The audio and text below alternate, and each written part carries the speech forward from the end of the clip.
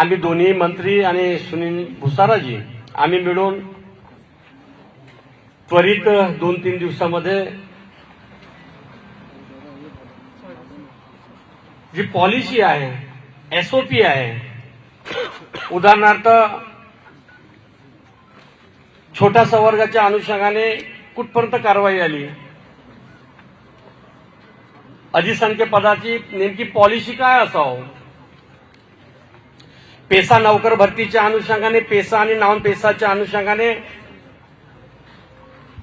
समस्त जिल्ह्यामध्ये पेसा नौकर भरती व उर्वरित जे संवर्ग राहिले 6 संवर्गाच्या त्वरित आणि तातडीनं नौकर भरती कशी करता येईल, अशा सर्व विषयावर त्या सर्व विद्यार्थ्याचा पालक म्हणून चर्चा केली असता आमच्या विद्यार्थ्यांनी आम्हाला सकारात्मक समर्थन दिलं.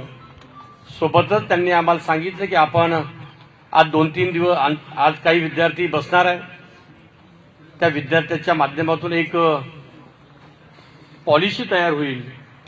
त्या विद्यार्थ्यांचे मतं आणि पॉलिसी आल्यानंतर आम्ही मंत्रालयामध्ये सर्व सचिवांना सचिवासोबत चर्चा करून एक नवीन वेळापत्रक कसं तयार होईल ते वेळापत्रक घेऊन आम्ही विद्यार्थ्यांपर्यंत येणार. सोबतच ज्या ज्या व्यक्तीने अवैध प्रमाणपत्र घेतलं, सेवेत आहे, त्याबाबत आम्ही त्यांची माहिती कशी पब्लिश होईल, कोण कोण बोगस प्रमाणपत्र घेऊन सेवा करत आहे याबाबत त्यांना आम्ही आश्वासित केलं. आमच्या मुलांनी याबाबत प्रचंड प्रमाणामध्ये समर्थन दर्शवलं असल्यामुळे माझे मुलं, आमच्या मुली जे उपोषणाला बसले आहेत त्यांच्याशी संवाद घ्यावं, चर्चा करावं, हाच उद्देश समोर ठेवून आलो. कोणीही पत्रकार बांधवांनी व प्रत्यक्ष अप्रत्यक्ष या ठिकाणी असल्याने असं समजू नये की तुम्ही आजपर्यंत का आले नाही, काय असा जो तुमचा मनामध्ये समज आणि गैरसमज जो आहे तो आपण काढून टाकावं.